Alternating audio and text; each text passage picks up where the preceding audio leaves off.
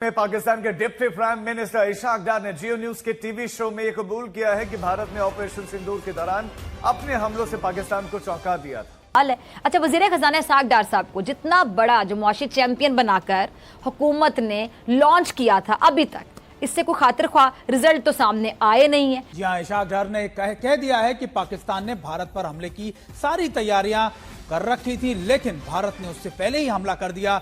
और इशाक डार ने माना है कि भारत ने उसके पूरे, आप कह सकते हैं, सरकोट एयरबेस को पर भी हमला किया और बाकी बेसिस पर भी हमला किया।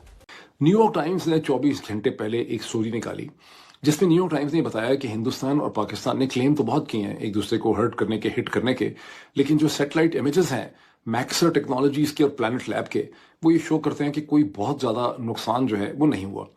और पाकिस्तान ने जो मिसाइल हमले किए हैं उससे तो हिंदुस्तान को कुछ भी नहीं हुआ। पाकिस्तान की तैयारी थी कि सुबह 4 बजे अटैक करेगा, लेकिन भारत ने रात 2:30 बजे ही पाकिस्तान पर हमला करके पाकिस्तान को भी हैरत में डाल दिया। और इशाक डार के कबूलनामा भी आपको समझ। हिंदुस्तान ने जो मिसाइल स्ट्राइक्स की हैं पाकिस्तान के अंदर, दो तीन किस्म के उन्होंने मिसाइल्स यूज किए। आपको पता है पहले उन्होंने मेरा ख्याल स्कैल्प यूज किए जो फ्रेंच टाइप के थे, जो एयर टू ग्राउंड थे, जिसमें उन्होंने 24 मुकामात को हिट किया आज़ाद कश्मीर में, पाकिस्तान में, बहावलपुर के अंदर, मुरीदके में। और वो सारे जो हैं जिन जिन बिल्डिंग्स में उनको जाके लगना था, स्कैल्प एक्यूरेटली जाके उन्होंने हिट किया और हम कुछ भी नहीं रोक सके। उसके बाद उन्होंने ब्राह्मोस यूज किए जो रशियन और इंडियन ताउन से इश्तराक से बने हैं, और उन्होंने जहां जहां वो मारना चाहते थे खासा प्रिसाइजली उन्होंने हिट किया। और पाकिस्तान ने किसी किस्म के सैटेलाइट इमेजेस नहीं दिखाए, जबकि हिंदुस्तान की आर्मी एयरफोर्स वाला ने अपनी ब्रीफिंग्स में वो सैटेलाइट इमेजेस दिखाए। बड़ी खबर, पाकिस्तान के डिप्टी पीएम को आया सऊदी प्रिंस का फोन। पाक के डिप्टी पीएम ने इंटरव्यू में किया खुलासा। सऊदी ने पाक के कहने पर भारत को मनाने की कोशिश की। हसन भाई, वही हुआ जिसका खतरा था। ये क्या है? ये तो कत्ल की धमकी है। ये तो एक माफिया बॉस की लैंग्वेज है ना, कि आप जैसे उसने कहा कि हम उनको मार देंगे, असैसिनेशंस की जो स्टेट पॉलिसी। वैसे भी देखें, आपने अभी मेंशन भी किया आईएई के राफेल ग्रॉसी का, कि उनको भी शर्म आनी चाहिए कि उन्होंने एक लफ्ज नहीं कहा कॉन्डेमनेशन का कि न्यूक्लियर इंस्टॉलेशंस पर बमबारी हो रही है, जो एक वॉर क्राइम है। बिकॉज रेडिएशन हो सकती है, लीक हो सकती है अंडर इंटरनेशनल लॉ। जहां न्यूक्लियर फैसिलिटीज हो, हमारा हिंदुस्तान के साथ जितना बड़ा झगड़ा हो, हमारी एग्रीमेंट है कि हम एक दूसरे के एटमी तंसीबात पर हमला नहीं करेंगे। और वो 1 जनवरी को लिस्टें भी एक्सचेंज होती हैं, तो मतलब एक सिविलाइज तरीका है। तो कि ओहो भाई देखो, अभी तो ये वाली मुलाकात हुई है, तो हम तो पहले ही कह रहे थे सौदा हो गया। तो देखिए, ये वाली मीटिंग होने के साथ ही अब अगले दिन स्टैंड ये आ गया कि जी अभी 2 वीक्स लगेंगे कुछ होने में।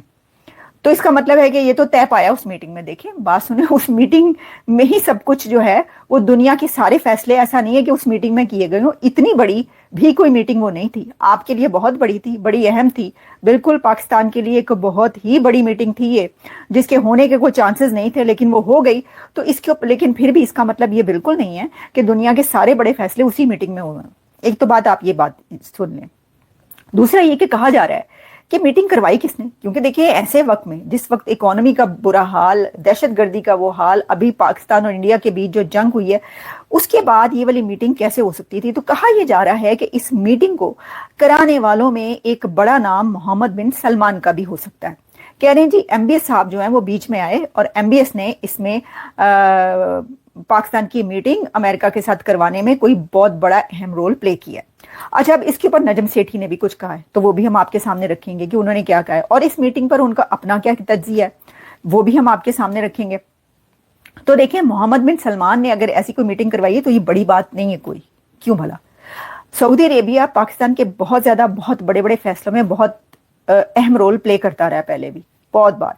तो ये तो पास्ट है सर। अच्छा, ऐसा करते हैं कि मैं पहले आपको नजम सेठी साहब की जुबानी सुनवा देती हूँ, उन्होंने इसके ऊपर क्या कहा है, और फिर जो है मैं जरा अपना जो तज्जिया है उसको जरा बेलाग तज्जिया हम आपके सामने पेश करेंगे। सुनिए जरा उन्होंने क्या कहा है। सलमान की मुआवनत से करवाई गई है, उन्होंने कोई किरदार अदा किया असल में, ये बातचीत चल रही है। देखिए, we don't know that, but बात ये है कि MBS has always played a very important role। इससे कोई शक ही नहीं है, एंड ये बिल्कुल पॉसिबल है। आई डोंट नो कि MBS ने भी कहा हो कि मिल ले, हमें कहा हो कि मैं करता हूँ, जैसे मैंने आपसे कहा कि इन्होंने इनिशिएटिव लिया था कि हमारी भी मुलाकात होनी चाहिए, तो उस सिलसिले में जरूर MBS को इन्होंने टच किया होगा।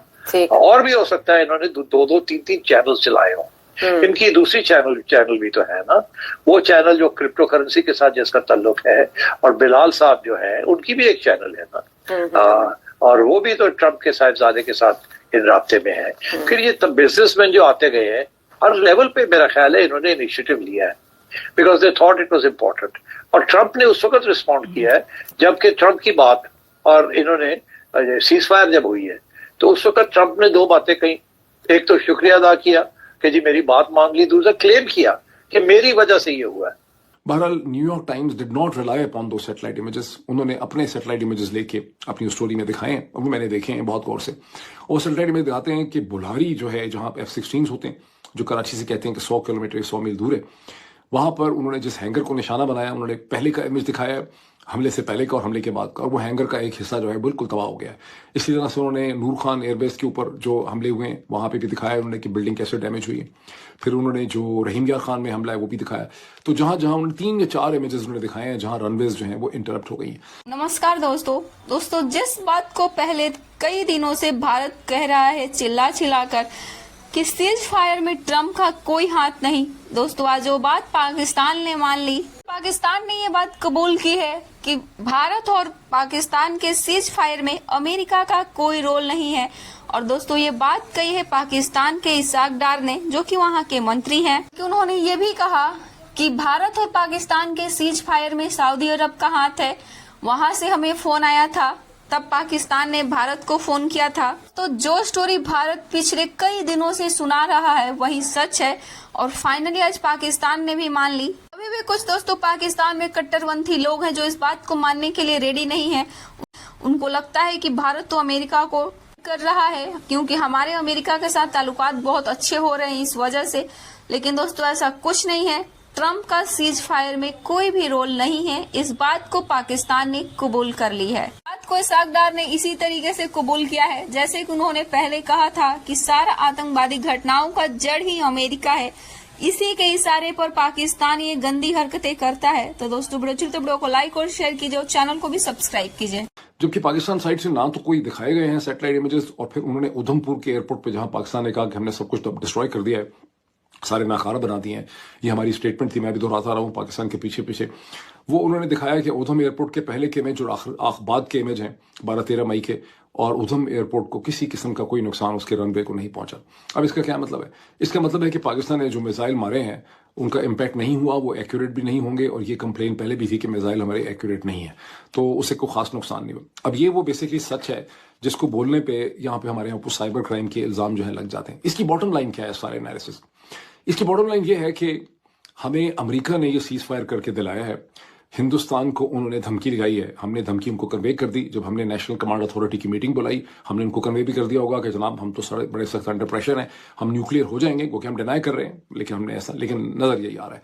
और दूसरा उनको ट्रेड की धमकी थी, और यही वजह है कि हिंदुस्तान के अंदर बहुत ज्यादा तन बदन में गुस्सा पाया जाता है।